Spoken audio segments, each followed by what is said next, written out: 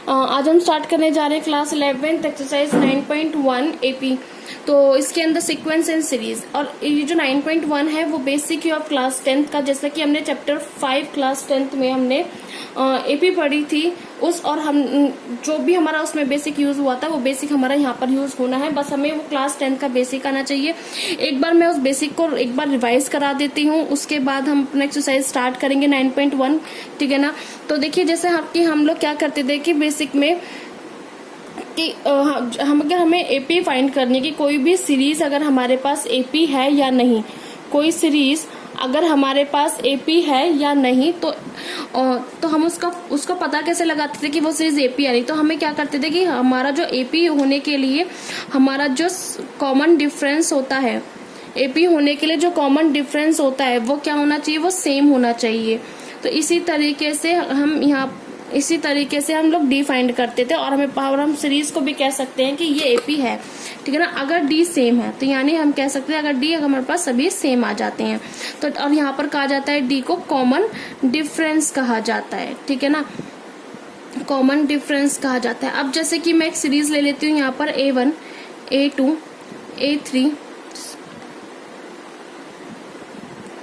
A4।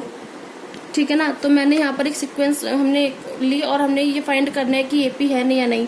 तो एपी होने के लिए हम डी फाइंड करेंगे। ठीक है ना। एपी होने के लिए हम लोग डी फाइंड करेंगे। तो डी फाइंड करने का तरीका आपको पता ही है, A2 माइनस A1 और A3 माइनस A2 करेंगे। ठीक है। और A3 माइनस में A2 और A4 माइनस A3। अगर डी सभी के सेम है तो हम कह सकते हैं कि वो एपी है। ठीक है, क्लियर। और दूसरा जो A1 होता है वो इक्वल्स टू A होता है।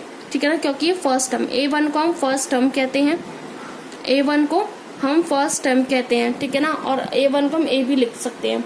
तो यहाँ तक क्लियर आपको। तो हमारे पास फर्स्ट टर्म और कॉमन डिफरेंस पता चल गया हम कैसे निकालते हैं। दूसरी बात, अगर मैं कोई भी अगर सीक्वेंस ले लेती हूँ A1, A2, A3, A4, तो क्या होता है कि A1 को तो A यानी फर्स्ट टर्म कहा जाता है, A2 को हम लिख सकते हैं A प्लस में D, है ना। A3 को लिख सकते हैं A प्लस में 2D, और A4 को लिख सकते हैं हम A प्लस में 3D। क्लियर यहाँ तक। तो यानी अगर हमसे कोई ये बोले कि हमें फोर्थ टर्म फाइंड करनी है, तो यानी अगर हमें ये टर्म फाइंड करनी है फोर्थ, तो उस 4 को हम A प्लस 3D लिख सकते हैं। क्या लिख सकते हैं? A प्लस में 3D हम उसको लिख सकते हैं। तो यानी अगर A फोर्थ हमें फाइंड करनी है तो हम उसको A प्लस 3D लिख सकते हैं। अगर हमें A थर्ड टर्म फाइंड करनी है तो हम उसको A प्लस में 2D लिख सकते हैं। यानी कोई भी टर्म फाइंड करने के लिए आपको A और D की नीड होती है। जैसे ही आपको A और D मिल जाएगा उसके बाद हम वो टर्म फाइंड कर सकते हैं। और A और D आपको पता है, D is the common difference of AP और A is the first term of. ठीक है ना। तो यहाँ तक आपको क्लियर। यानी आप कोई भी टर्म फाइंड कर लीजिए तो आप उसी तरीके से फाइंड कर सकते हैं। जैसे अगर हमें बोले हमें 30th टर्म फाइंड करनी है, तो 30th निकालने के लिए आप उसको A प्लस में एक कम होना A होगा। जैसे 4 है तो यहाँ पर 3, और यहाँ 3 है तो यहाँ 2, तो यहाँ 30 है तो हम उसको यहाँ पर 29D लिख सकते हैं। तो लेकिन हम लोग कम ही क्यों लिख रहे हैं? तो देखिए जैसे कि ये हमारे पास जनरल टर्म निकालने का फॉर्मूला होता है nth टर्म का, A प्लस में n माइनस 1 इंटू में D। nth टर्म फॉर्मूला है जनरली। तो हम के लोग क्या करेंगे, हमें कोई भी टर्म फाइंड करनी है। जैसे मैंने मान लिया कि 30 निकालनी है, तो A 30th टर्म हम फाइंड करेंगे।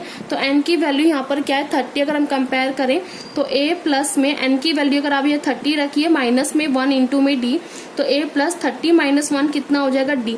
तो यानी 30th टर्म फाइंड करने के लिए आपको क्या फॉर्मूला बना, A प्लस में 29D बना। अगर आप यहाँ से A 4 टर्म्स निकालना चाहते हैं तो आप इस n की जगह यहाँ पर क्या रख दीजिए, 4 फॉर्मूले में। तो 4 माइनस में 1D, तो A प्लस में कितना आ गया, 3D आ गया। तो इस तरीके से हम ये भी फाइंड कर सकते हैं। तो मतलब ये कि हम फॉर्मूले से रख के हम इन चीजों को निकाल सकते हैं। तो और मैंने आपको ये बता ही दिया। और A 5th है तो हम उसको एक कम कह सकते हैं कि A प्लस में 4D। तो यानी आप कोई भी आप जनरली टर्म फाइंड कर सकते हैं। अब हमारे पास इस एक्सरसाइज में क्या दिया होगा कि हमें nth टर्म दी होगी और हमें उसकी सीक्वेंस हमें निकालनी है, यानी नेक्स्ट 5 टर्म हमें निकालनी है एंड सो ऑन। तो अब हम स्टार्ट करते हैं एक्सरसाइज 9.1। तो एक्सरसाइज 9.1 जो हमारे पास है क्वेश्चन नंबर फर्स्ट। अब क्वेश्चन नंबर फर्स्ट हम यहाँ से देखते हैं। उसने बोला है right the first 5 term of each of the sequence in exercise 1 to 6 whose term are.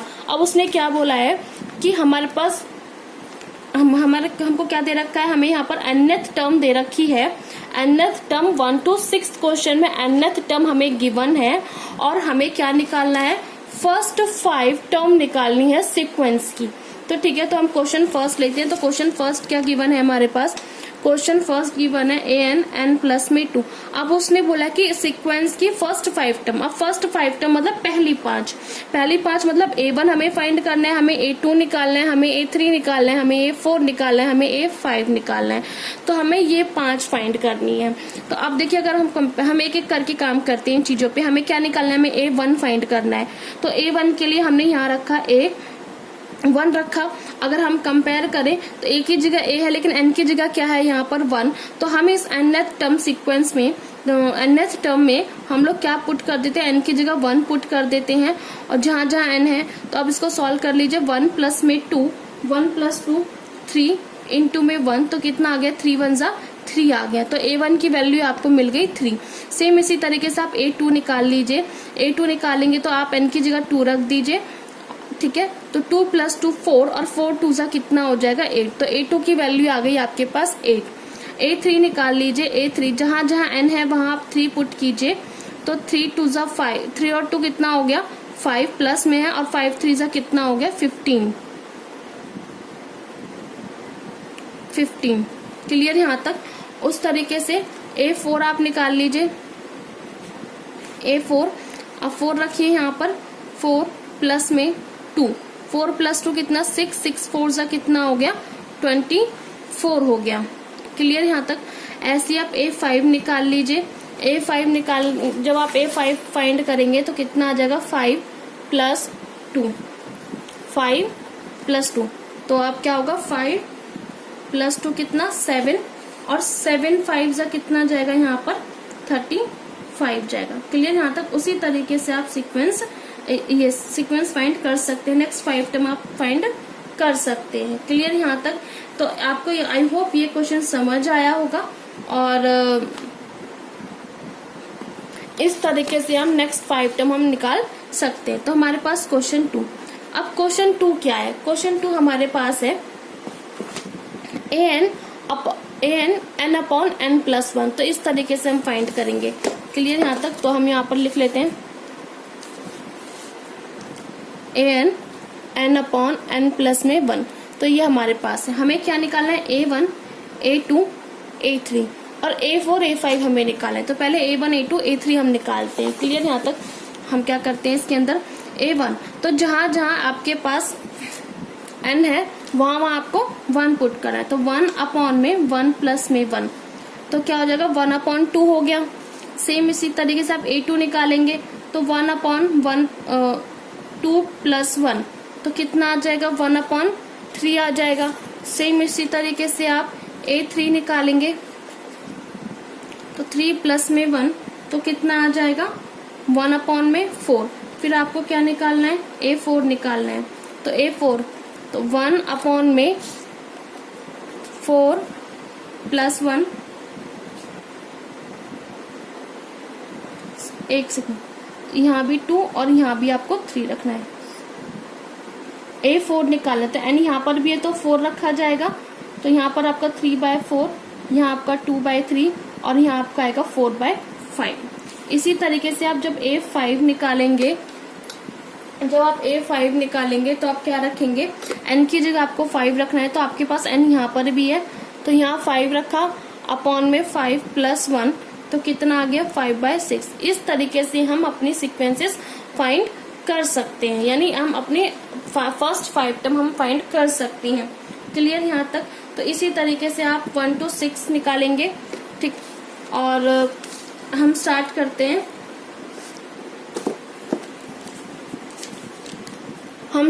Directly question number 7। तो 1 to 6 तो बहुत सिंपल है, तो इसलिए हम क्वेश्चन नंबर 7 स्टार्ट कर रहे हैं डायरेक्टली। तो क्वेश्चन नंबर 7 हमारे पास है a की power n equals to 4n minus 3। उसने क्या बोला है, find the indicate term in each of the sequence in exercise 7 to 10 whose nth term आर। उसने बोला है कि nth टर्म हमें 7 से लेकर 10 तक के क्वेश्चंस में गिवन है, हमें इंडिकेट टर्म निकालनी। इंडिकेट टर्म, अब उसने इंडिकेट टर्म का मीनिंग है कि उसने ना ऑलरेडी बोल रखा है कि हमें कौन सी टर्म, जैसे A17 या A24, तो उसने यहाँ पर ऑलरेडी मेंशन कर रखा है कि A17 और A24 आप यहाँ पर फाइंड करेंगे। क्लियर यहाँ तक? तो अब हम डायरेक्टली क्वेश्चन नंबर 7 स्टार्ट करते हैं।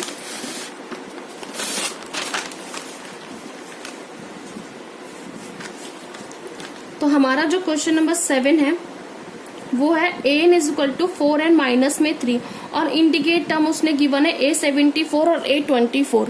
तो डायरेक्टली हम यहाँ पर आते हैं an is equal to 4n minus में 3 और उसके बाद हमें फाइंड करना है A17। तो A17 अगर आप कंपेयर करें तो n की वैल्यू यहाँ पर 17 है, तो 17 माइनस में 3, 4 इंटू 17 माइनस 3 हो गया। जैसे ये 4 इंटू 17 करेंगे तो आप 4 इंटू 17 की मल्टीप्लाई कर लीजिए तो 68 आएगा माइनस में 3, तो सॉल्व करने पर कितना आ गया 65। सेम उसी तरीके से उसने नेक्स्ट इंडिकेट टर्म बोला है उसने 24 निकालने के लिए, तो आपके पास n की जगह आप 24 पुट कर दीजिए तो मल्टीप्लाई करने पर 96 माइनस में 3, तो आंसर इज 93। तो हमारे पास यही दो इंडिकेट टर्म उसने बोली थी कि A17 फाइंड कर लीजिए, उसके बाद A24 टर्म आप फाइंड कर लीजिए। क्लियर यहाँ तक? Question number 8। क्वेश्चन नंबर हमारे पास जो 8 है वो है n स्क्वायर अपॉन 2 की पावर n और इंडिकेट टर्म यहाँ पर बोल रखिए A7। तो हमारे पास जो क्वेश्चन है क्वेश्चन नंबर 8, तो n is equal to n square upon में 2 की पावर n और a की पावर 7 इंडिकेट टर्म उसने बोल रखा है। तो अब उसने क्या बोला है, हमें A7 फाइंड करना है, ठीक है ना। A7, तो जहां जहां आपको n दिखाई दे रहा है वहां आप 7 पुट कीजिए। तो n स्क्वायर है तो 7 का स्क्वायर हो गया और 2 की पावर n है तो 2 की पावर आप 7, तो 7 का स्क्वायर इज 49 और 2 की पावर आप 7 फाइंड करेंगे तो आपका आएगा 128 आएगा। क्लियर यहाँ तक?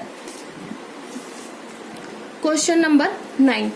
क्वेश्चन नंबर 9 में क्या बोला है उसने, क्वेश्चन नंबर 9 है हमारे पास a की पावर n, a की पावर नहीं सॉरी nth टर्म हमें गिवन है -1 की power n minus 1 n cube और इंडिकेट टर्म इज A9, ठीक है ना। हमें ये फाइंड करना है तो क्या होगा, -1 की पावर n की जगह आप पुट कर दीजिए 9 माइनस में 1 और यहाँ पर भी 9 की पावर 3 हो जाएगा। -1 की पावर 9 माइनस 1 कितना होता है, 8 होता है और 9 की पावर 3, तो अब जब आप उसको सॉल्व करेंगे 9 की पावर 3 को तो वो देगा 729, ठीक है। तो और -1 है, इवन टाइम मल्टीप्लाई तो पॉजिटिव आ जाएगा और 729, तो ये आपके पास क्वेश्चन नंबर 9 है। तो हम स्टार्ट करते हैं क्वेश्चन नंबर 10। क्वेश्चन नंबर 10 जो हमारा आएगा वो है a की पावर n माइनस 2 और n plus 3, indicate term is A20। तो आप n की जगह आप 20 पुट कीजिए, ठीक है ना। तो 20 माइनस 2 कितना हो गया 18 और 23, तो आप इसको सॉल्व करेंगे तो आपके पास आएगा 360। 18 की 20 से मल्टीप्लाई करेंगे अपॉन में 23, तो ये हमारे पास क्वेश्चन नंबर 10।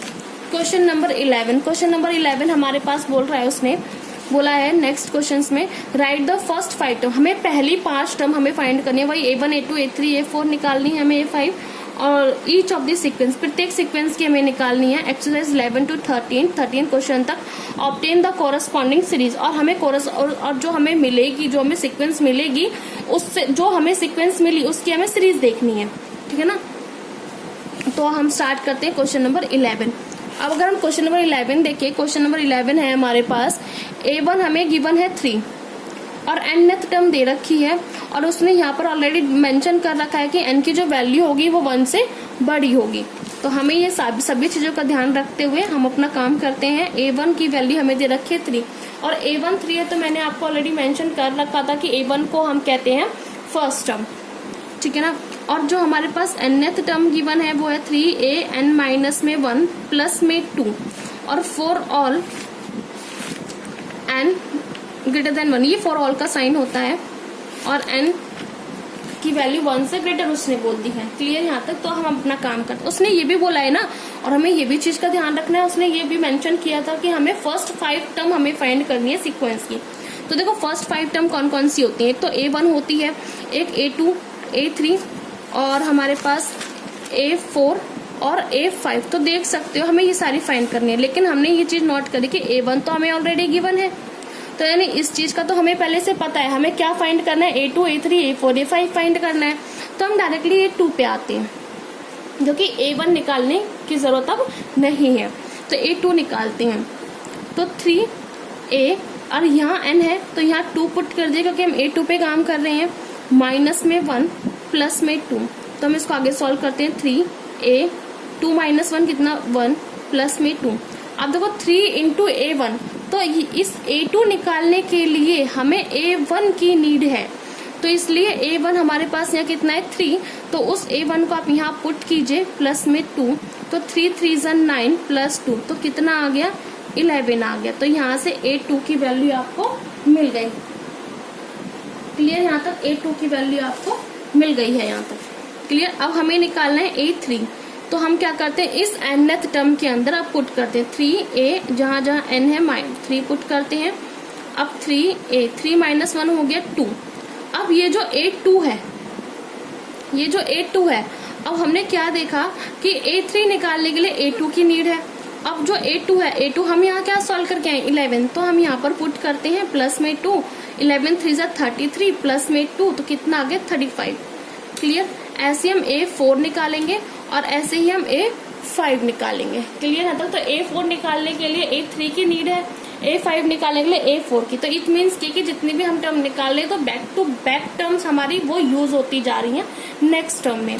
तो जैसे हम A4 निकालेंगे तो 3 टाइम्स A, n की जगह 4 पुट करना है हमें, तो हम इसको आगे सॉल्व करते हैं। तो 3A की ये हमारे पास आ गया, और हमें A4 निकालने के लिए A3 की नीड है, तो 3 टाइम्स A3 पुट कर दीजिए यहाँ पर कितना 35 प्लस 2, तो जो आप इसको सॉल्व करेंगे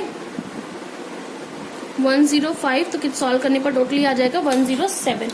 तो इसी तरीके से हम क्या फाइंड करेंगे A5, तो 3 टाइम्स A4 प्लस 2 आ जाएगा। यहाँ पर A4 के हमारे पास है 107, जब आप इसको सॉल्व कर लीजिए, पहले मल्टीप्लाई कर दीजिए इनकी, फिर प्लस 2 ऐड कर दीजिए, तो आपके पास आ जाएगा, ठीक है ना। 3 2 1 प्लस 2, तो 3 2 3, ये आपके पास आंसर आ जाएगा। क्लियर यहाँ तक।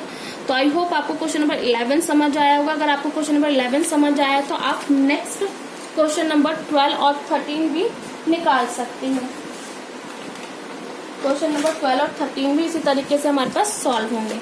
तो हम क्वेश्चन नंबर 12 देखते हैं अपना।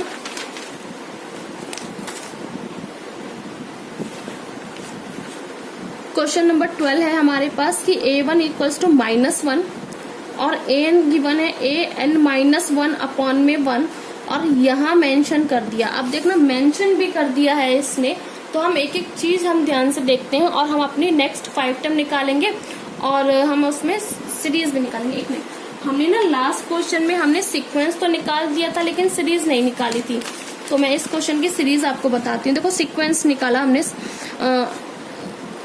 सीक्वेंस बता देते हैं। जो हमने A1 निकाला, हमने लास्ट क्वेश्चन में हमारे पास A1 था 3 और A2 था 11, A3 हमारे पास आया 35 और A4 जो हमारे पास आया था वो 107 था और A5 हमारे पास 323 था। तो ये थी हमारे पास सीरीज, सॉरी सीक्वेंस थी। हमें सीरीज में भी तो निकालना, जो हमारे पास सीरीज आएगी, सीरीज में क्या होता है, प्लस लगा देते हैं बीच में इनके। तो 3A1 plus 11 plus 35 plus 107 plus 323, तो इस तरीके से हमें सीरीज में लिखना होता है। सीक्वेंसेस में हमारे पास इस तरीके से चलते हैं, सीक्वेंस 3 11 35 107 323, इस तरीके से। क्लियर। तो हम आते हैं नेक्स्ट क्वेश्चन पर। तो हमारा जो नेक्स्ट क्वेश्चन है वो गिवन है, n की वैल्यू जो है वो 2 के इक्वल बोल भी दिया है, ये इक्वल का साइन बोला उसने, और यहाँ पर एक ग्रेटर का साइन बोल दिया। मतलब अगर हम यहाँ पर जो n की वैल्यू यूज होनी है वो 2 के बराबर यूज होनी है और 2 से बड़ी यूज होनी है, और nth टर्म हमें ये दे रखा है और A1 की वैल्यू गिवन है, इसलिए तो उसने यहाँ मेंशन किया है कि n की वैल्यू 2 के बराबर 2 से बड़ी, क्योंकि 2 से छोटी जो है वो 1 होगी और 1 तो यहाँ पर यूज हो रखा है और नेगेटिव नंबर की यहाँ जरूरत है नहीं। नेगेटिव नंबर से अगर हम 0 से भी पीछे जाएं तो उनकी हमें जरूरत नहीं है, ठीक है ना। तो हम निकालते हैं डायरेक्टली A2 से हम फाइंड करते हैं। तो हम ये हमारे पास nth है, तो हम यहाँ पर निकालते हैं A2 -1 अपॉन में n। तो n हमारे पास यहाँ क्या यूज हो रहा है, तो 2, तो हम यहाँ पर भी 2 पुट कर सकते हैं। तो 8 2 -1 तो A1 अपॉन में 2 और A1 हमारे पास है -1 और 2 तो हमारे पास चल ही रहा है।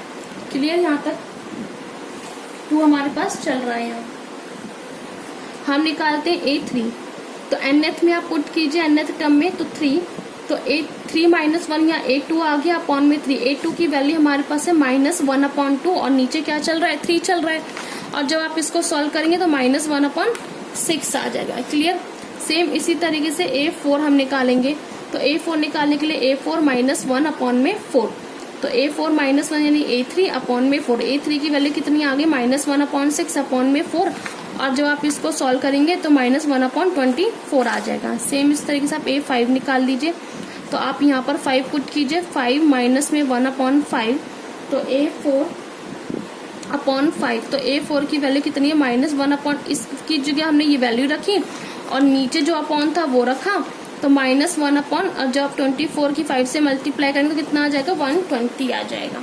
तो ये थी हमारे पास क्वेश्चन नंबर 12 था।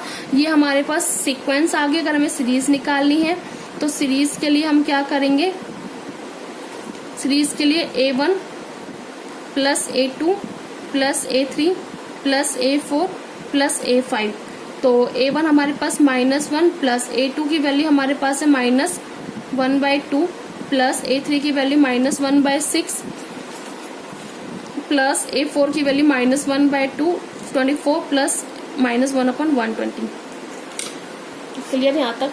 तो आई होप यहाँ तक क्लियर हुआ होगा।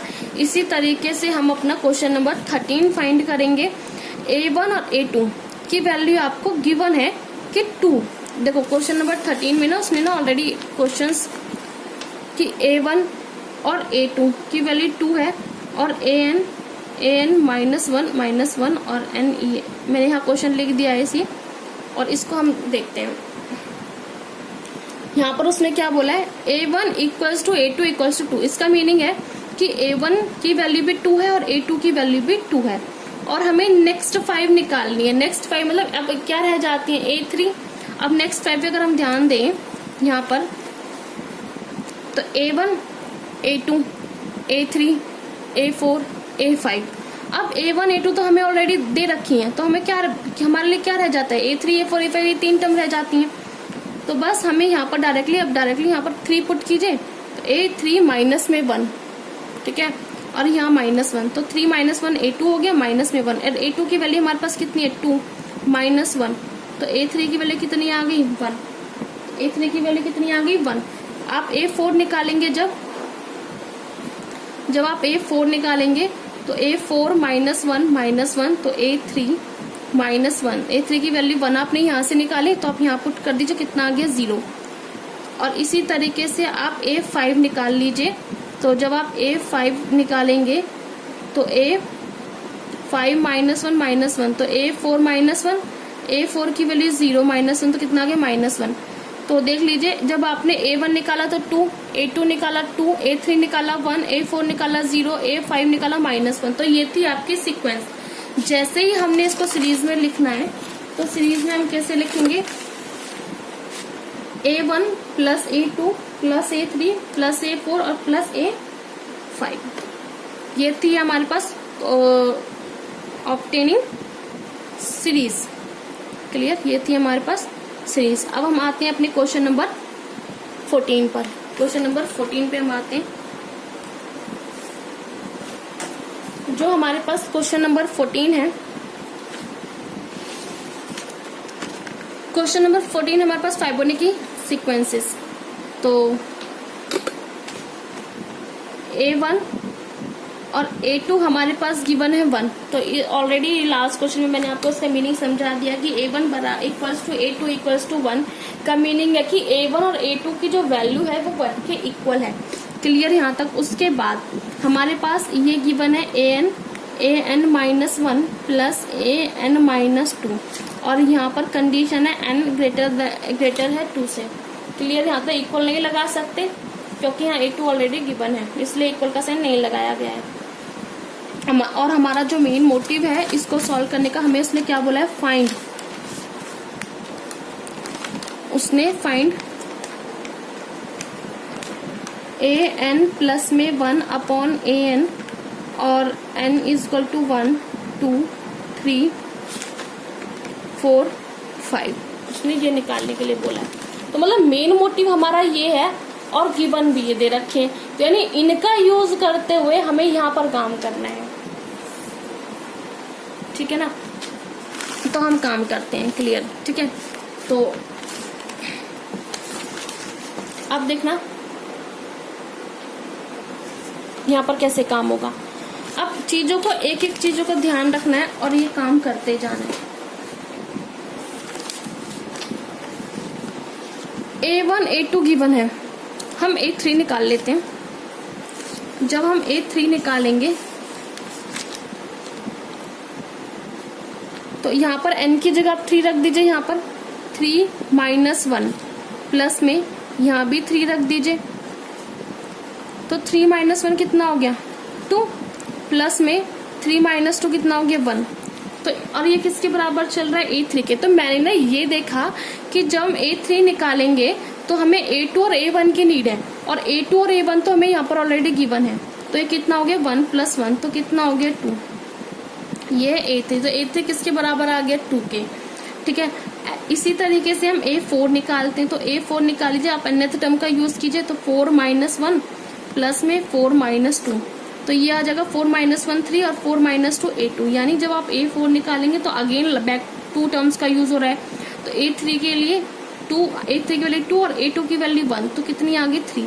तो A4 की वैल्यू आ गई आपके पास 3। सेम इसी तरीके से जब आप A5 निकालेंगे तो आप 5 पुट कर दीजिए यहाँ पर nth टर्म में, यानी यहाँ पर। तो 5 माइनस 1 कितना हो गया आपके पास 4 हो गया, और 5 माइनस 2 कितना हो गया 3 हो गया। तो A4 आपके पास 3 आ रहा है और A3 आपके पास यहाँ पर 2 का यूज हुआ है। तो 3 प्लस 2 कितना हो गया 5। तो A5 आप यहाँ निकाला है। तो it means A1 A2 A3 A4 और A5 आप यहाँ से निकाल चुके हैं, ठीक है ना। मेन मोटिव हमारा ये चीज है निकालने का। तो हम बात करते हैं वहां पर हमें n की वैल्यू 1 से लेकर 5 तक का यूज करना है। तो n की वैल्यू जब आप 1 यूज करेंगे 1 प्लस में 1 अपॉन यहाँ भी 1, तो कितना आ गया A2 अपॉन में A1, और A2 की वैल्यू आपके पास 1, A1 की वैल्यू आपके पास, तो 1 बाय 1 कितना आंसर आ गया 1। 1 कब आया जब आपने यहाँ पर n की वैल्यू 1 का यूज किया। जब आप यहाँ पर n की वैल्यू 2 का यूज करेंगे तो आप 2 पुट कर लीजिए यहाँ पर, और 2 प्लस 1 कितना होता है A3 और A2। और A3 आप यहाँ पर सॉल्व करके आए हैं, A3 की वैल्यू 2 है और A2 की वैल्यू 1। तो A3 की वैल्यू 2 और A2 की वैल्यू 1, तो कितना 2 आ गया। जब आप यहाँ पर n की वैल्यू 3 यूज करेंगे तो 3 प्लस में 1, आप इस टर्म का यूज कर रहे हैं अब। तो A3 3, तो A3 प्लस 1, तो A4 आ गया यहाँ से A3 की वैल्यू आप यहाँ 2 और A4 की वैल्यू 3। तो A4 की वैल्यू 3 और इसकी वैल्यू 2। आप यहाँ पर n की वैल्यू 4 और n की वैल्यू 5 रख के काम कीजिए। n की वैल्यू जब आप 4 रखेंगे तो 4 प्लस में 1 और यहाँ पर भी 4, तो ये A5 और यहाँ पर A4। तो A5 की वैल्यू आपके पास 5 आ रखी है, A4 की वैल्यू 3 आ रखी है। तो A4 की 5 की वैल्यू 5 है, इसकी वैल्यू 3 है। तो आप यहाँ से निकाल सकते हैं इसको। सेम इसी तरीके से n की वैल्यू 5 के लिए काम कीजिए। 5 प्लस में 1 और A5, तो 5 प्लस 1 A6 हो गया, A5। तो इट मीन्स क्या देखा कि जब n की वैल्यू 5 रखी गई तो मुझे यहाँ पर A6 की नीड रही, और मैंने ना यहाँ पर A6 निकाला नहीं है। तो मैं यहाँ पर A6 निकालती हूँ, और अब इस वाली nth टर्म का यूज होगा। तो n की वैल्यू यहाँ पर 6 रखी है, माइनस में 1 प्लस में 6 माइनस 2, तो 6 माइनस 1 5, 6 माइनस 2 4 आ जाएगा। A5 की वैल्यू 5, A4 की वैल्यू 3 है, तो कितना आ गया 8। A6 की वैल्यू, तो A6 8 है, A5 की वैल्यू आपके पास 5 है। तो यहाँ पर आप ये चीजें निकाल सकते हैं। क्लियर यहाँ तक? तो यहाँ पर आपकी एक्सरसाइज 9.1 जो है वो फिनिश होती है। ठीक है, आई होप यहाँ तक समझ आया होगा। कोई भी डाउट हो तो बता सकते हैं।